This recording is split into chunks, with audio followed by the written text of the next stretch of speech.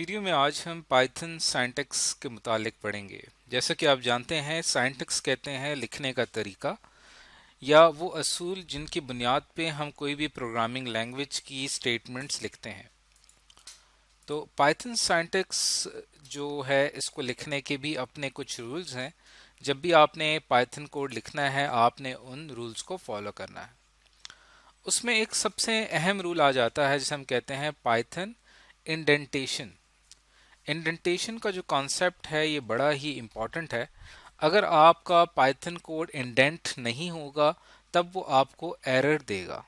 अब इंडेंटेशन कहते किसको हैं? इंडेंटेशन कहते हैं कि आपकी जो कोड लाइन या जो स्टेटमेंट आपने लिखी हुई होती है, उसके स्टार्ट में आप जो स्पेस ऐड करते हैं वो इंडेंटेशन कहलाता है।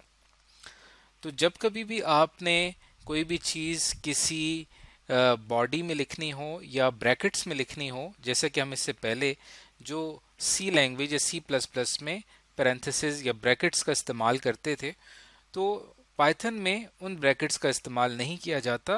उनको इंडिकेट करने के लिए, जाहिर करने के लिए हम इंडेंटेशन का इस्तेमाल करते हैं। तो पाइथन में इंडेंटेशंस के ज़रिए हम क्या करते हैं? हम इस बात की निशानदेही करते हैं कि ये एक ब्लॉक ऑफ कोड है। ब्लॉक ऑफ कोड कहते हैं 3 से 4 स्टेटमेंट्स आपस में मिल जाएं, या 2 स्टेटमेंट्स या 3 स्टेटमेंट्स या एक स्टेटमेंट भी हो सकती है, जो मिलके कोई ख़ास काम सर अंजाम दे रहे हों, जिनका एक ख़ास मकसद हो। उसे ब्लॉक ऑफ कोड कहा जाता है।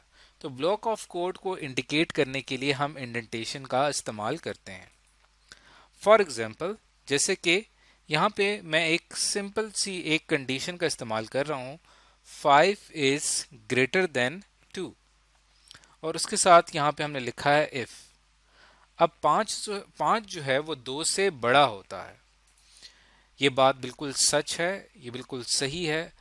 तो ये बात जैसे ही सच साबित होगी तो हम एक खास ब्लॉक ऑफ कोड को एग्जीक्यूट करेंगे, रन करेंगे। उस ब्लॉक ऑफ कोड को हमने यहाँ पे इफ से थोड़ी सी स्पेस दे के लिखा है, जिससे ये पता चल रहा है कि ये जो स्टेटमेंट है प्रिंट 5 इज ग्रेटर देन 2, ये स्टेटमेंट हमारी तब प्रिंट होगी जब ये कंडीशन ट्रू होगी।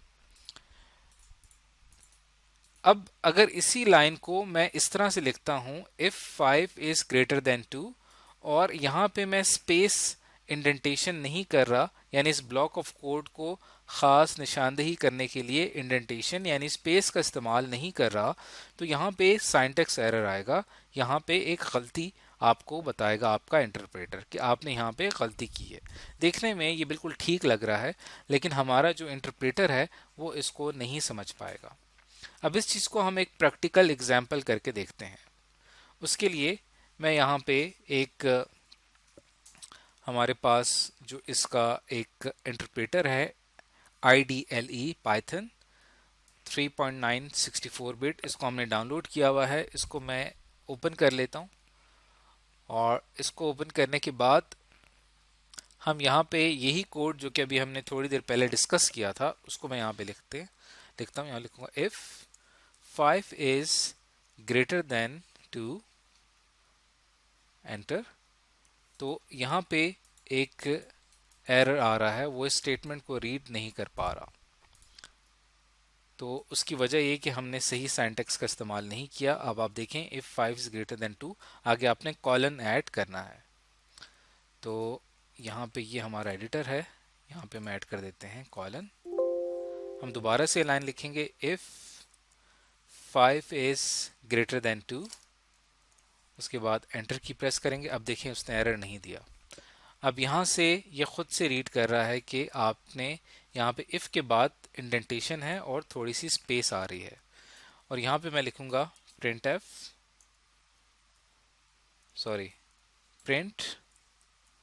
इन्वर्टेड कॉमास, और यहाँ लिखेंगे 5 इज ग्रेटर देन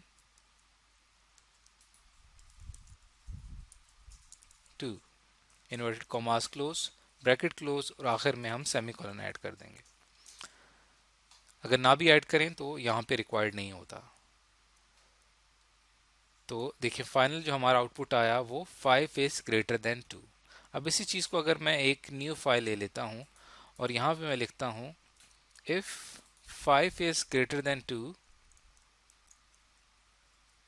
और यहाँ पे मैं बिल्कुल स्टार्ट में आ जाता हूँ और यहाँ पे मैं लिखूंगा print inverted commas 5 is greater than 2।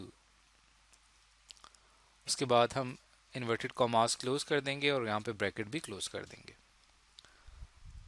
तो अब अगर मैं इसको पहले सेव कर लेता हूँ और इस कोड का नाम हम रख लेते हैं कोड 1। डेस्कटॉप पे मैं इसको सेव कर रहा हूँ और अब अगर हम इसको सेव करने के बाद रन करते हैं तो देखिए यहाँ पे एरर आ रहा है, और एरर में क्या कहा जा रहा है, एक्सपेक्टेड एन इंडेंटेड ब्लॉक, यानी यहाँ पे इंडेंटेशन हमने ऐड करनी थी, यानी स्पेस देनी थी ताकि इस ब्लॉक ऑफ कोड की निशानदेही की जा सके, क्योंकि हमारा इंटरप्रेटर इसको अंडरस्टैंड नहीं कर पा रहा।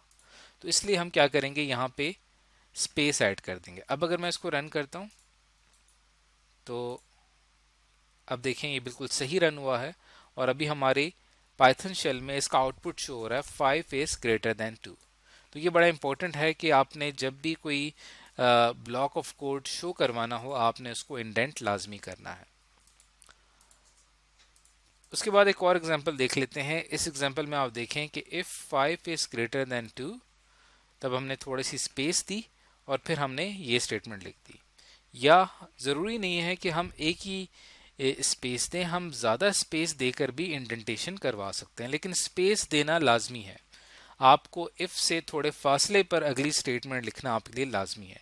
अगर आप बिल्कुल इफ के नीचे ही अगली स्टेटमेंट लिखेंगे तो यहाँ पे आपको एरर आएगा। इसी तरह अगर आपने एक ऊपर एक कंडीशन लिखी है और इसके नीचे एक ब्लॉक ऑफ कोड आपने लिखा हुआ है, तो ब्लॉक ऑफ कोड में जितनी भी स्टेटमेंट्स हैं वो तमाम एक दूसरे के नीचे आनी चाहिए। जैसे आप देखें पहली स्टेटमेंट में स्पेस कम है, अगली स्टेटमेंट में स्पेस ज़्यादा है, तो यहाँ पे भी आपको सिंटैक्स एरर आएगा। इससे पिछली जो हमने एग्जांपल देखी थी, यहाँ पे हमारे पास ये कंडीशन थी, उसके नीचे एक इंडेंटेशन हमने फॉलो की, उसके बाद अगली कंडीशन आ गई, फिर हमने एक डिफरेंट इंडेंटेशन फॉलो की। तो यहाँ पर तो ये ठीक है, लेकिन अगर आपके पास एक ही कंडीशन है और उसके नीचे आपने सेट ऑफ स्टेटमेंट्स लिखते जाना है, तब आपने उनको एक ख़ास तरतीब से लिखना है। जैसे कि अगर मैं इसकी बात करूं तो यहाँ पे ये अगर अब ये अगर ऐसे होगा तो बिल्कुल एरर नहीं देगा, या यहाँ पे थोड़े और फासले पे अगर हम इसको ले जाएं तो अब ये कोई एरर नहीं देगा। लेकिन अगर ये एक की स्पेस कम है और एक की स्पेस ज़्यादा है तो यहाँ पे आपको सिंटैक्स एरर नज़र आएगा। तो इस चीज़ को आपने एक अपनी असाइनमेंट के तौर पे लेना है और इस पूरे कोड को आपने अपने पाइथन एडिटर में इंसर्ट करके रन करना है, चला के देखना है, तब आपको प्रैक्टिकली खुद करके इसकी ज़्यादा अच्छे तरीके से समझ में आएगी। तो ये समझना हमारे लिए इसलिए ज़रूरी है क्योंकि आगे चल के जब हम पाइथन का कोड लिखेंगे तो वहाँ पे हम इंडेंटेशन को फॉलो करेंगे। तो आज की इस वीडियो के अंदर हमने सीखा कि पाइथन सिंटैक्स में इंडेंटेशन की क्या इंपॉर्टेंस है।